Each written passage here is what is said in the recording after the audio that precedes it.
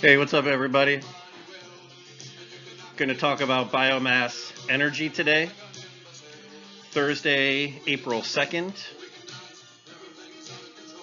So let's crack open those sustainability notebooks, get our date in there, biomass energy, and then also our aim for today.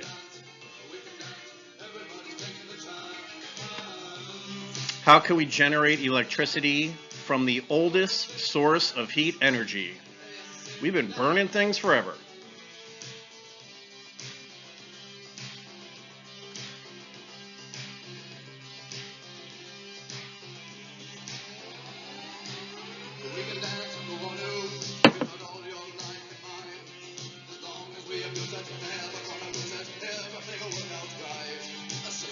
All right, you know what's coming next. Professional DJ grade fade out.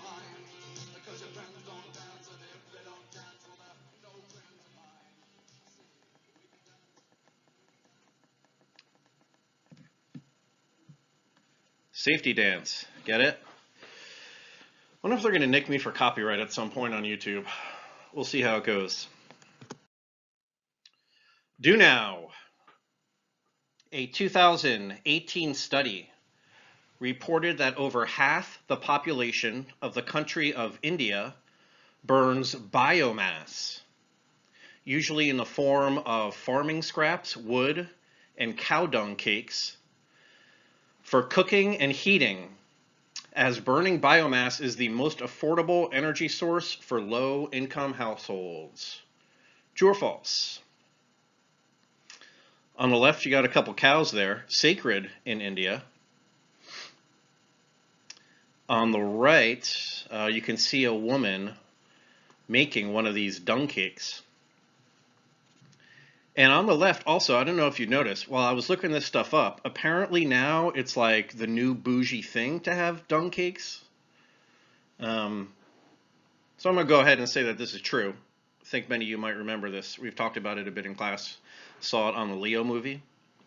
But since traditionally, when people were poor, they burn the dung cakes to cook their food and heat their homes, then they started making money, and then it became this kind of bougie thing to put the dung cakes on your house, you know, to remember the times when you used to be poor and struggling.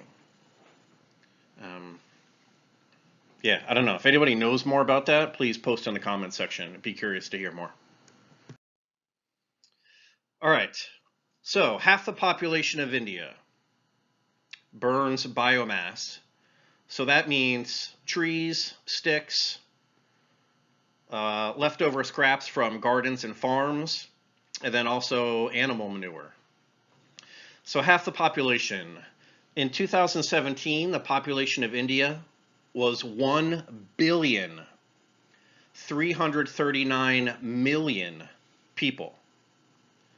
Let's compare that to us. In 2018, we were estimated to be 327 million. So that means that the population of India is 4 times the population of the United States. And if we do some simple math, if half of India is burning biomass to cook food and heat their homes, that would be the same as twice the number of people who live in the United States burning biomass. So we're talking about a lot of people who are still getting heat to cook their food and heat their homes from this very ancient way, right? People have been burning wood, I don't even know, tens of thousands of years. Maybe 100,000 years. I'm not so good with that stuff, but I thought putting our populations in perspective is important. All right, let's get into the engineering of biomass energy. Oh, let me pause for a second. What we are going to talk about today specifically is generating electricity from biomass. So I gave that example of India. They are not generating electricity the way I was just describing. They're burning things to make fires to cook their food over, and then also to heat their homes. What we're primarily focused on in this unit is generating electricity. So that's what I'm going to be focusing on today. So the engineering of biomass. Trees, plants absorb, I shouldn't have said carbon dioxide. Yes, I should. Okay. This is kind of a messed up slide. But trees and plants absorb CO2 from the air, really. Okay. Oop, there's one. And they use this carbon along with the sun through the process of photosynthesis to generate energy so that they can grow and thrive. So we know that trees and plants have carbon in them. And we also know, number two,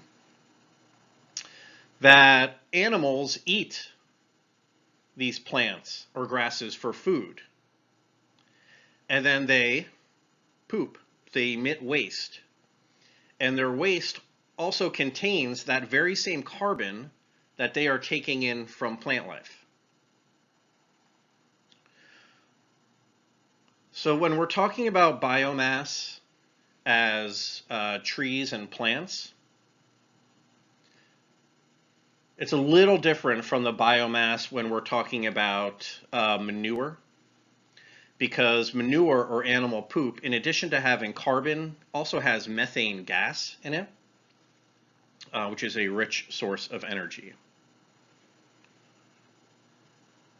All right, that's not my best explanation, but hopefully you can pause this slide, write down the notes, maybe listen to it again.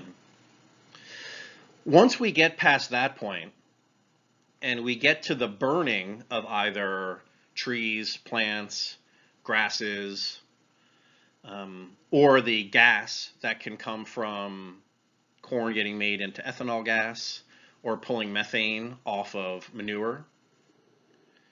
Now we're just back to this phase of burning something to generate heat.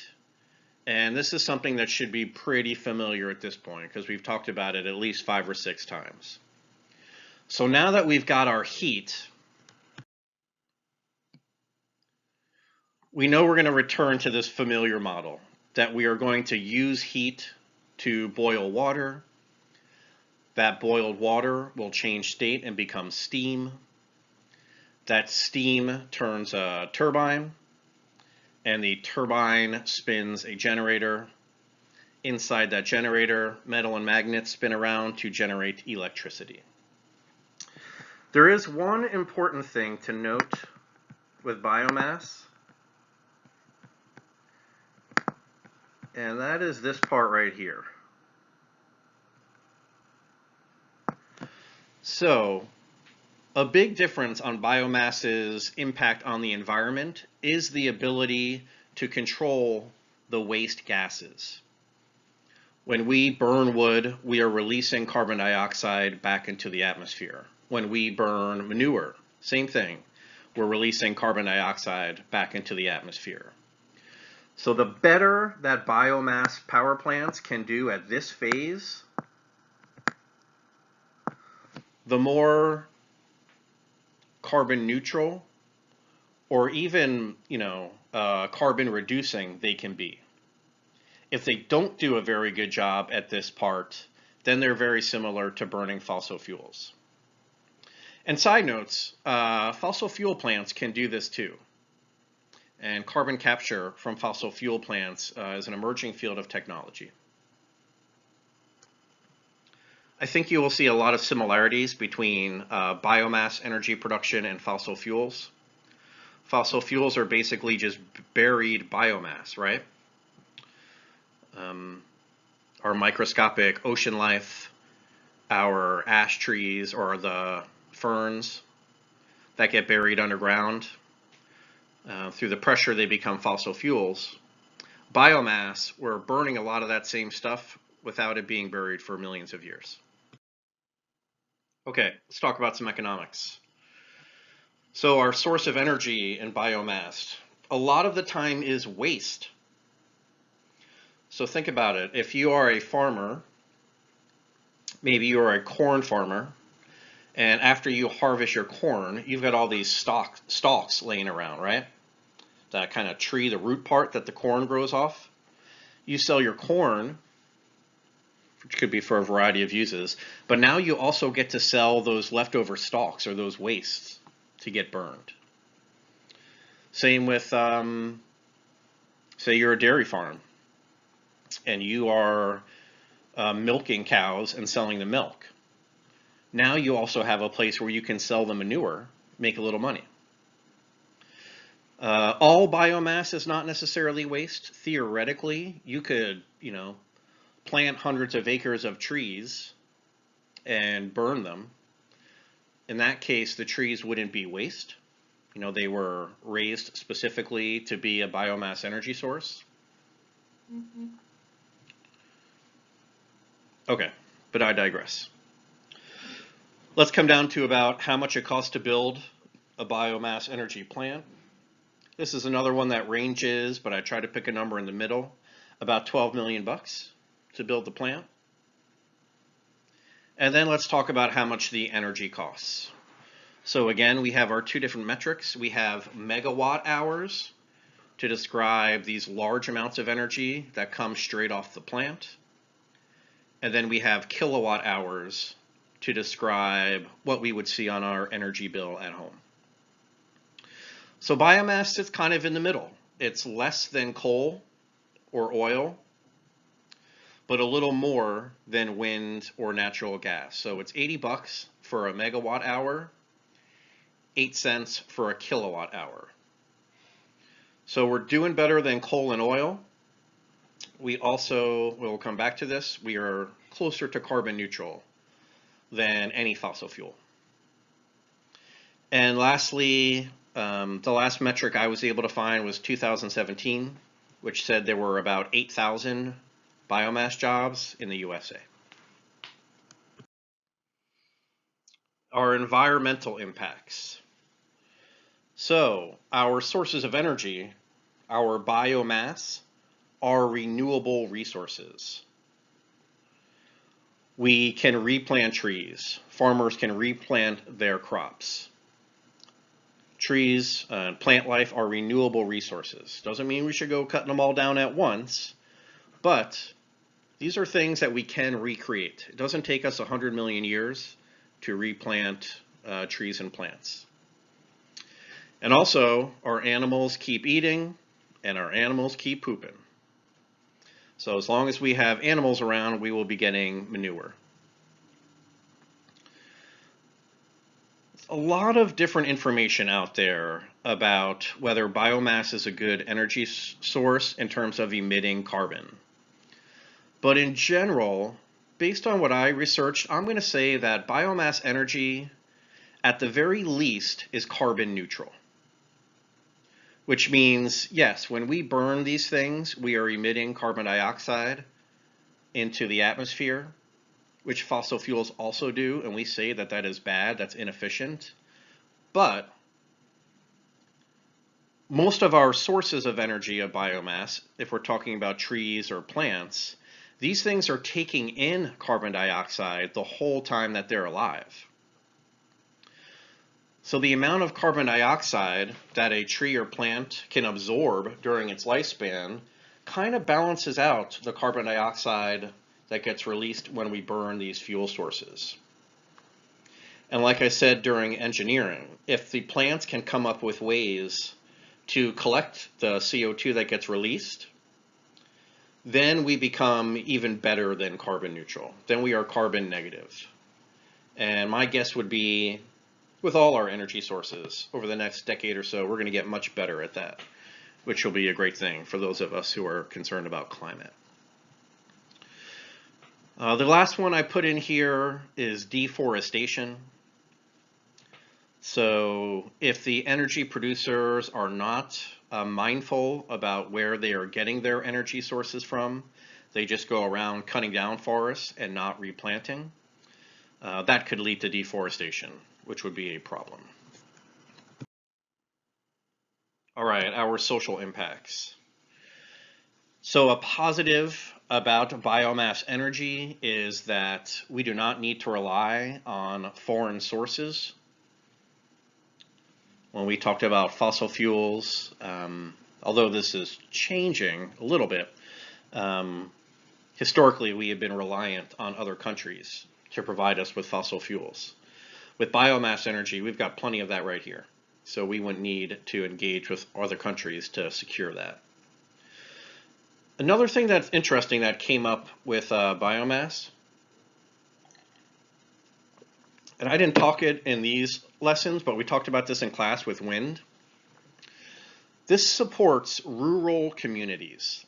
So New York City, obviously, we are a city. We are an urban community. But biomass and wind as well, solar too, that we're going to talk about in a week or so. You know, there's a problem with people who live in the country, or what we call rural areas. They're having a hard time with economics, making money. And it's happening kind of all across the world, that people are leaving rural areas to head to cities to get jobs. And that leaves a vacuum of these communities that existed for a long time that now don't have much of a local economy. Biomass, wind, these are economic opportunities for these parts of our country. And that's an important thing because we don't want everybody moving to cities. It's important that we still have small towns and rural communities to keep a balance, I believe, socially. Cities aren't for everybody.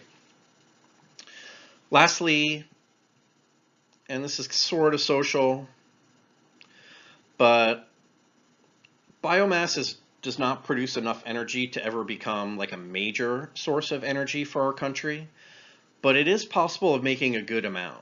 I think they say something like 10% of our energy demand could be supported by biomass. And I think it's a good thing to diversify our energy sources so that we're not reliant on one.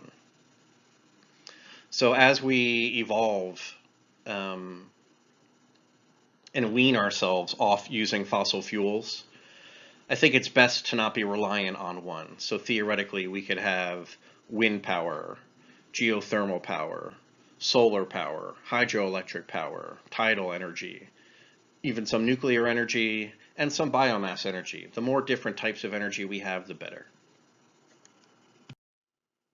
All right, my biomass shoutouts. Thank you to Haskell, Jess Cohen, Helena, and Chastity for your papers and your worksheet questions. That is it for biomass. Keep on the lookout next week. I think we're starting with hydroelectric and tidal. In the meantime, please stay safe. Take care of yourself and your families. Wash your hands. If you go outside, please maintain your social distancing.